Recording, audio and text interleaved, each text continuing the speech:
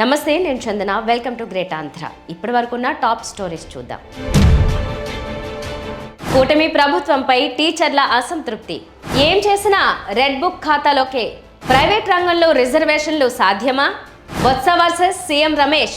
TDP paper పులికి Sujana check.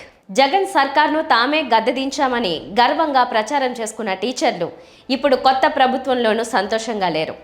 ఉపాధ్యాయుల WhatsApp గ్రూపుల్లో తమ ఆవేదనను వ్యక్తం చేస్తున్నారు. సెలవు రోజైన ఆదివారం కూడా ప్రభుత్వం తమను ఇబ్బంది పెడుతోందని ఉపాధ్యాయులు పోస్టులు పెట్టడం చర్చనీయాంశమైంది.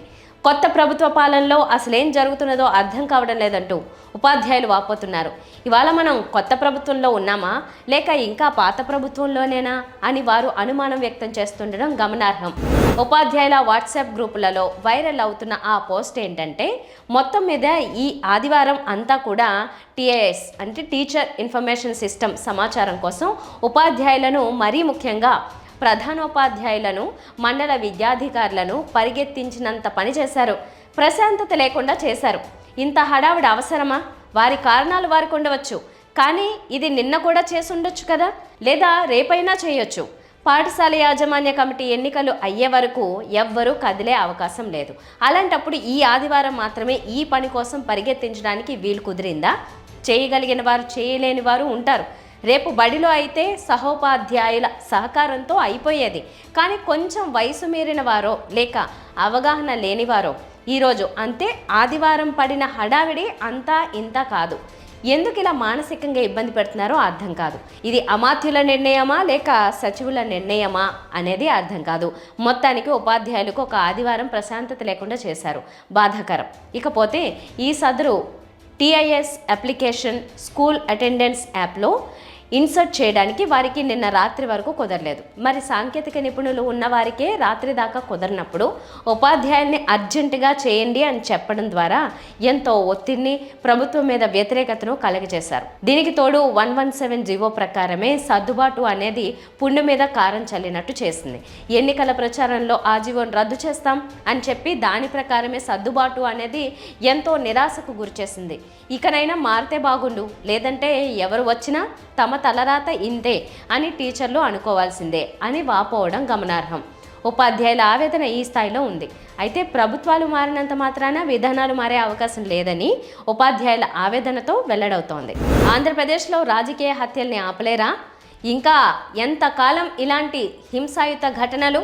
ఒకవైపు ఏపీలో రెడ్ బుక్ రాజ్యాంగం ప్రకారం పాలన సాగుతోందని దేశవ్యాప్తంగా చర్చనీయాంశమైన దశలో ప్రభుత్వ తీరులో మార్పు రాకపోవడం ఆందోళన కలిగిస్తోంది. రాయలసీమలో రాజకీయ హత్యల్ని మర్చిపోయిన నేపథ్యంలో వైసీపీ కార్యకర్త సుబ్బారాయుడి చావుని ఎలా చూడాలి?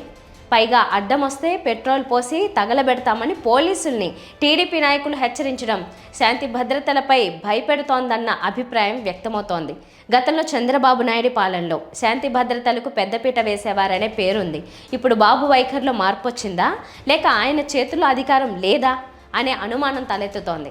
బాబు పేరుతో మరెవరో పాలిస్తున్నారనే చర్చ జరుగుతోంది. చాలా కాలంగా లోకేష్ రెడ్ బుక్ గురించి మాట్లాడుతున్నారు. కూటమి అధికారంలోకి వచ్చినప్పటి నుంచి రెడ్ బుక్ పాలన ప్రారంభమైందనే మాట వినిపిస్తోంది. పేరుకే చంద్రబాబు సీఎం, పెత్తనం అంతా లోకేషే చేస్తున్నారని టీడీపీ నాయకులు అంటున్నారు. అందుకే శాంతి భద్రతల విషయంలో బాబు పాలన విమర్శను ఎదుర్కోవాల్సి వస్తుందని టీడీపీ నాయకులు ఆవేదన వ్యక్తం చేస్తున్నారు. లోకేష్ రెడ్ బుక్ నినాదాన్ని కొందరు టీడీపీ నాయకులు వ్యక్తిగత కక్ష తీర్చుకోవడానికి వాడుకుంటున్నారు. ఏం చేసినా రెడ్ బుక్ ఖాతాలోకే వెళ్తాయనేది వారి ఎత్తుగడ. ప్రస్తుతం అదే జరుగుతోంది. కూటమి సర్కారుకు చెడ్డ పేరు వస్తుంది. నిలువరించే ఆలోచన కూడా లేనట్టుంది. పోలీసులు ఏమీ చేయలేని నిస్సహాయ స్థితిలో ఉండిపోతున్నారు. గతంలో వైసీపీ ప్రభుత్వంలో వారు అలా చేశారు, ఇలా చేశారు అనే వాదన తెరపైకి వస్తుంది. అందుకే వైసీపీ దారుణ పరాజయాన్ని పొందారనే సంగతిని మర్చిపోతున్నారు. తాము కూడా వైసీపీ మార్గంలో పయనించాలని అనుకుంటే వాళ్ళ ఇష్టం. కానీ ప్రస్తుతం అవాంఛనీయ ఘటనలు చోటు చేసుకుంటున్నాయి. ఎంత త్వరగా వీటికి ముగింపు పలికితే టీడీపీకి అంత మంచిది. ఎస్సీ వర్గీకరణకు సుప్రీంకోర్టు గ్రీన్ సిగ్నల్ ఇచ్చిన నేపథ్యంలో మరో డిమాండ్ తెర మీదకి వస్తోంది. ఇది కూడా కొత్తది కాదు. కమ్యూనిస్టు పార్టీలు ఎప్పటి నుంచో డిమాండ్ చేస్తున్నాయి. ఏమిటా డిమాండ్? ప్రైవేట్ రంగంలో రిజర్వేషన్లు. తాజాగా ఈ డిమాండ్ను ఈ మధ్య కాంగ్రెస్ ఎంపీ మల్లు రవి తెర మీదకి తెచ్చాడు. ఎస్సీలోని కులాలన్నీ ఒకటై ప్రైవేట్ రంగంలో రిజర్వేషన్ల కోసం డిమాండ్ చేయాలన్నారు. మనది ప్రజాస్వామ్య దేశం కాబట్టి ఎవరు ఏదైనా డిమాండ్ చేయొచ్చు. వాస్తవానికి ఎస్సీ వర్గీకరణకు సుప్రీంకోర్టు ఓకే చెప్పినా ఈ అధ్యాయం ఇంకా ఒక కొలిక్కి రాలేదు. ఇది కేవలం మాదిగలకు సంబంధించిన తీర్పుగా భావిస్తున్న మాలలు దీన్ని ఒప్పుకోవడం లేదు. ఈ తీర్పుపై సుప్రీంకోర్టులో రివ్యూ పిటిషన్ వేస్తామంటున్నారు. ఢిల్లీ వెళ్లి అన్ని పార్టీల జాతీయ నాయకులను కలిసి ఆందోళన చేస్తామంటున్నారు. సరే, దీని పర్యవసానాలు ఎలా ఉంటాయో ఇప్పుడే చెప్పలేం. ఇక ప్రైవేట్ రంగంలో రిజర్వేషన్లు అమలు చేయడం ఏ ప్రభుత్వం వల్ల కాదు.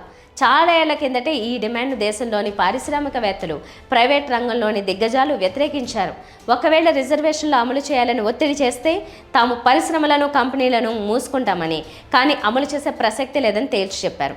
ప్రతిభ కొలమానంగా ఉద్యోగాలిచ్చే ప్రైవేట్ రంగంలో రిజర్వేషన్లు ఉంటే ప్రతిభ లేనివారు, స్కిల్స్ లేనివారు వస్తారని భయం. రిజర్వేషన్లు అంటేనే ప్రతిభ లేని వారికి ఉద్యోగాలు ఇవ్వడం అనే అభిప్రాయం ప్రజల్లో ఉంది. ప్రైవేట్ రంగంలో రిజర్వేషన్లు అమలు చేస్తే దేశంలోని యువత భగ్గుమంటారు. ఒకప్పటి మండల్ కమిషన్ మాదిరిగా మళ్ళీ నిప్పు రాజుకుంటుంది. దేశం అగ్నిగుండం అవుతుంది. అందులోనూ చట్టసభల్లోని ప్రజాప్రతినిధుల్లో చాలామంది పారిశ్రామికవేత్తలు ఉన్నారు. వారు అంగీకరించకపోవచ్చు. ప్రైవేట్ రంగంలో రిజర్వేషన్లను డిమాండ్ చేస్తున్న కమ్యూనిస్టులు, సామాజికవేత్తలు చెబుతున్న కారణం ఏంటంటే పరిశ్రమలు, కంపెనీలు నెలకొల్పడానికి ప్రభుత్వాలు స్థలాలు ఇస్తున్నాయి. మార్కెట్ రేటు కంటే తక్కువకి ఇస్తున్నాయి. ఇక పన్నుల్లో అనేక రాయితీలు ఇస్తున్నాయి. కొన్ని రకాల పన్నులను కొన్నేళ్ల పాటు వసూలు చేయకుండా మినహాయింపు ఇస్తున్నాయి. ఇలా ప్రభుత్వాలు ప్రైవేట్ రంగానికి బెనిఫిట్స్ ఇస్తున్నాయి. ప్రభుత్వాలు ప్రయోజనం కలిగిస్తున్నాయి కాబట్టి రిజర్వేషన్లు ఇవ్వాలని డిమాండ్ చేస్తున్నారు. కానీ ఈ డిమాండ్ మీద ఇప్పటివరకు ప్రభుత్వాలు స్పందించలేదు. ప్రభుత్వ రంగంలో భారీగా ఉద్యోగాల కల్పన సాధ్యం కాదు కాబట్టి ప్రైవేట్ రంగాన్ని ప్రోత్సహించక తప్పదు. దేశీయంగా కానీ విదేశాల నుంచి కానీ పెట్టుబడులు రావాలంటే పెట్టుబడిదారులు చెప్పిన షరతులకు, అడిగే పన్ను మినహాయింపులకు ప్రభుత్వాలు అంగీకరించక తప్పదు. పెద్ద కంపెనీల పెట్టుబడుల కోసం వివిధ రాష్ట్రాలు పోటీ పడుతుంటాయి. ప్రైవేట్ రంగం వారు ప్రభుత్వాలను రాయితీలు అడుగుతారు, కానీ రిజర్వేషన్లను ఒప్పుకోరు. ఈ మధ్య కర్ణాటకలో జరిగిన గొడవ తెలిసిందే కదా. ప్రైవేట్ రంగంలో 75% ఉద్యోగాలను కొన్ని రకాల స్థానికులకే ఇవ్వాలన్న ప్రభుత్వం పెట్టిన షరతుకు ఐటీ కంపెనీల వారు పెద్ద యాగి చేశారు. రాష్ట్రం నుంచి వెళ్ళిపోతామని హెచ్చరించారు.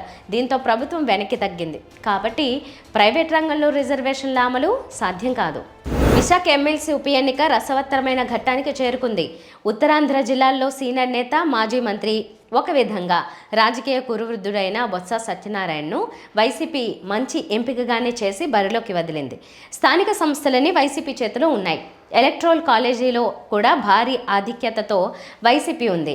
రాజకీయ వ్యూహాలలో ఆరితేరిన బొత్సను ఢీకొట్టడం టీడీపీ కూటమికి కష్టమని అంతా అనుకుంటున్న క్రమంలో సీఎం రమేష్ కూటమి వైపు నుంచి ఎదురు నిలిచారు. ఆయన కూటమి తరపున ఎమ్మెల్సీ ఎన్నికల బాధ్యతను తన భుజాలకు ఎత్తుకున్నారు. క్యాంప్ రాజకీయాలతో పాటు అంగబలం, అర్ధబలంతో ఏమైనా ఎత్తులు వేస్తేనే తప్ప ఎమ్మెల్సీ ఎన్నికల్లో విజయం ఎవరికీ సులువు కాదు అన్న ప్రచారం నేపథ్యంలో సీఎం రమేష్ ఇప్పుడు కీలకంగా మారుతున్నారు. ఆయన తెలుగుదేశం పార్టీలోనే పుట్టి పెరిగారు. 5 ఏళ్ల నుంచి కమలం పార్టీ నేత అయ్యారు. అయినా ఆయన మూలాలన్నీ టీడీపీలోనే ఉన్నాయి. అందుకే ఆయన అనకాపల్లి ఎంపీగా కూడా టీడీపీ నేతల మద్దతు కూడగట్టుకుని ఘన విజయం సాధించారు. చంద్రబాబు కూడా రమేష్కే ఎమ్మెల్సీ ఎన్నికల్లో కూటమిని గెలిపించే బాధ్యతలు అప్పగించారు అని అంటున్నారు. ఈ పరిణామాల నేపథ్యంలో ఎమ్మెల్సీ ఉప ఎన్నిక అత్యంత ఆసక్తికరంగా మారుతోంది. కూటమి నుంచి ఎవరు అభ్యర్థిగా బరిలో ఉన్నా సీఎం రమేష్తోనే బొత్స తలపడాల్సి ఉంటుంది అని అంటున్నారు.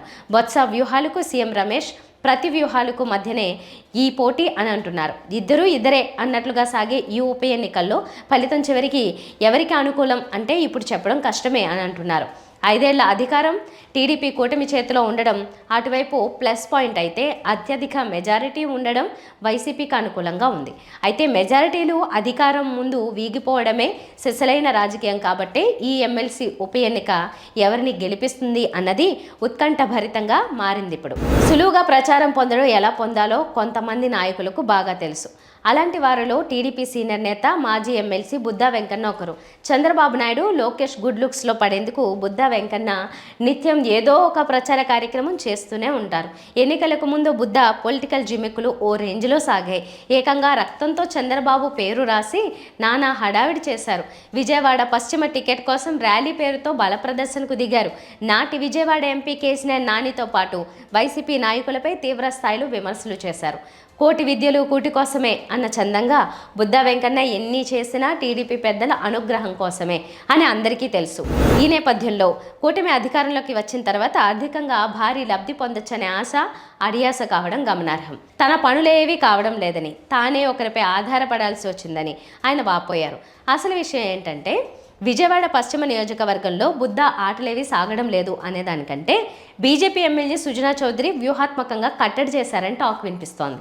దుర్గమ్మ గుడికి సంబంధించి టోల్గేట్, పార్కింగ్ విషయాల్లో బుద్ధా జోక్యాన్ని సుజనా చౌదరి ఒప్పుకోలేదు.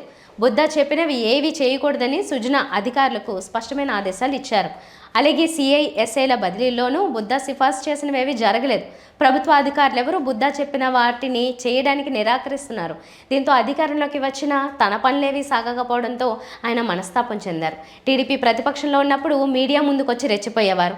ఆయనకు టీడీపీ అనుకూల మీడియా విపరీతంగా ప్రాధాన్యం ఇచ్చేది. దీంతో బుద్ధా అధికారంలోకి వస్తే ఏవేవో జరిగిపోతాయని ఆశించారు.